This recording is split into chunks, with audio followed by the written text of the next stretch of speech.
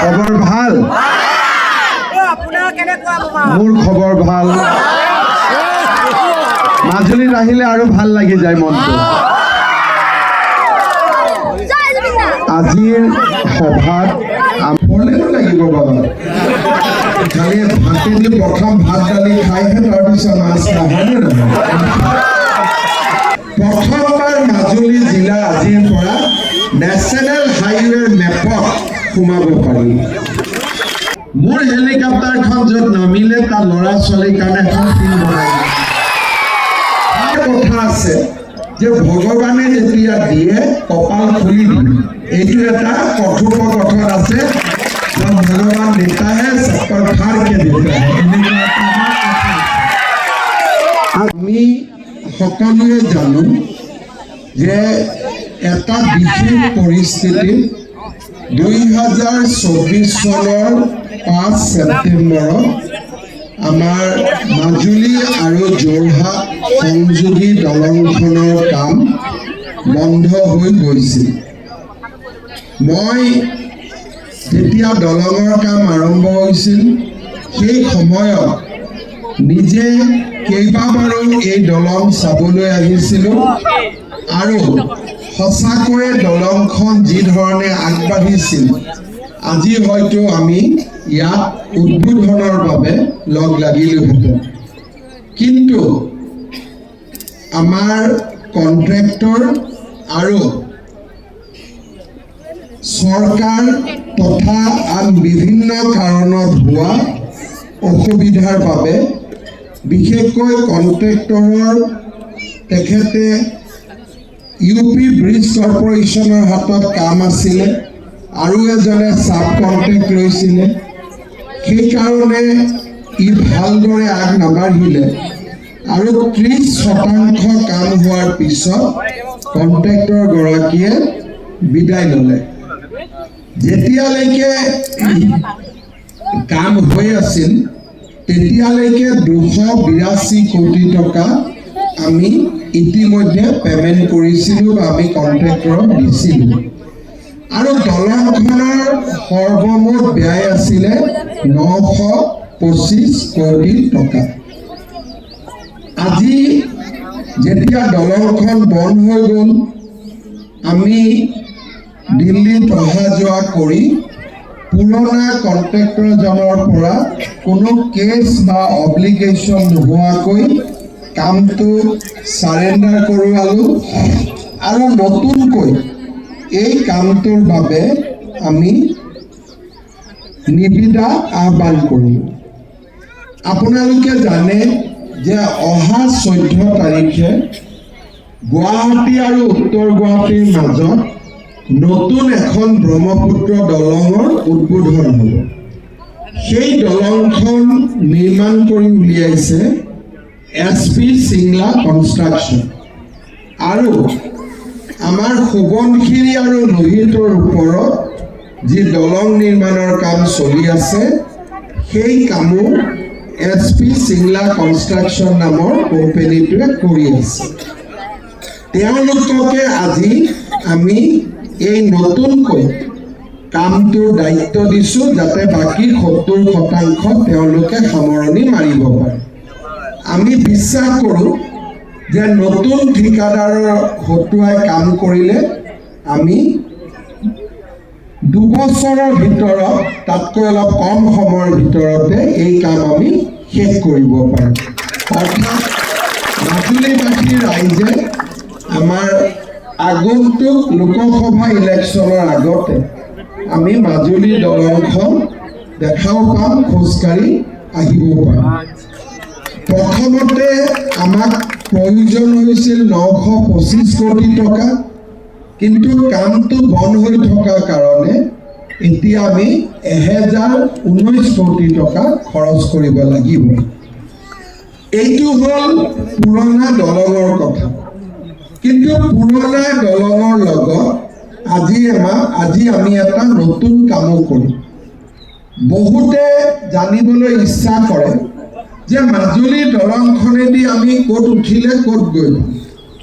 মাজুলী ৰাইজে বা যোৰহাটৰ ৰাইজে জানিলেও অসমৰ ৰাইজৰ মনত সদায় এইটো প্ৰশ্ন থাকে আমাৰ মাজুলী দলংখন যি স্থানত নিৰ্মাণ হৈ আছে তাৰ পৰা আমি কমলাবাৰীলৈ যাবলৈ আমাক 11 কিলোমিটাৰ ৰাস্তা আজি সৰু ৰাস্তা আছে কিন্তু 11 কিলোমিটাৰ আমাক ডাঙৰ ৰাস্তা লাগিব আজি আমি এই আঁচনিটোৰ অধীনত দলঙৰ স্থানৰ পৰা কমলাবাৰীলৈকে 11 কিলোমিটাৰ নতুন ৰাস্তা বনোৱাৰ কামো আজি আমি আধাৰশিলা কৰিছোঁ একেলগে আৰু খুব ডাঙৰ ৰাস্তা এটা হ'ব যাতে কমলাবাৰীৰ পৰা ডাবল লেন ৰাস্তা দি আমি ব্ৰিজত উঠিব কিন্তু ফলেনো লাগিব বাবা খালি ভাতেদি প্ৰথম ভাত দালি খাইহে তাৰপিছত মাছ নাখায় এতিয়া আমি যোৰহাটত ক'ত গৈ উঠিম আপোনালোকে জানে যে যোৰহাট নেশ্যনেল হাইৱে মানে কি ৰাষ্ট্ৰীয় ঘাইপথ প্ৰথমবাৰ মাজুলী জিলা আজিৰ পৰা নেশ্যনেল হাইৱেৰ মেপত সোমাব পাৰিব আজিৰ দিনটো আমাৰ কাৰণে কেইবাটাও কাৰণে গুৰুত্বপূৰ্ণ বিজেপি চৰকাৰ যেতিয়া অহা নাছিল মাজুলী ৰাইজে যোৰহাটলৈ যাব লাগে গধূলি জাহাজ নাথাকে নাও নাথাকে আমি বিভিন্ন সমস্যাত আছিলোঁ কিন্তু এটা কথা আছে যে ভগৱানে যেতিয়া দিয়ে কপাল খুলি দিয়ে এইটো এটা কথোপকথন আছে ভগৱান দেতাহে চক্কৰ ফাৰকে দেতা আজি মই অলপ আগতে লোহিত দলংখন উদ্বোধন কৰি আহিলোঁ আৰু এবছৰৰ ভিতৰত সোৱণশিৰি দলংখনো নিৰ্মাণ হ'ল তাৰমানে মাজুলীৰ ৰাইজে নাৰায়ণপুৰলৈকে ৰাস্তা দি যাব আৰু নাৰায়ণপুৰৰ পৰা গুৱাহাটীলৈ 5 ঘণ্টাত গৈ উপস্থিত হ'ব এইটো হ'ল মাজুলী আৰু লখিমপুৰ সংযোগ আজি আমি ইয়াতে কি কৰিলোঁ মাজুলী আৰু যোৰহাট সংযোগ আৰু মাতমৰা দীঘলীয়া মাথাউৰি বনাই আমি কি কৰিলোঁ ডিব্ৰুগড় আৰু মাজুলী সংযোগ যি মাজুলীৰ কাৰো লগত সংযোগ নাছিলে এতিয়া মাজুলী ডিব্ৰুগড়লৈ গাড়ী দি যাব পাৰিব যোৰহাটলৈ গাড়ী দি যাব পাৰিব উত্তৰ লখিমপুৰলৈকেও গাড়ী দি যাব পাৰিব এতিয়া দুদিন পিছত আপোনালোকে কি দাবী কৰিব লাগিব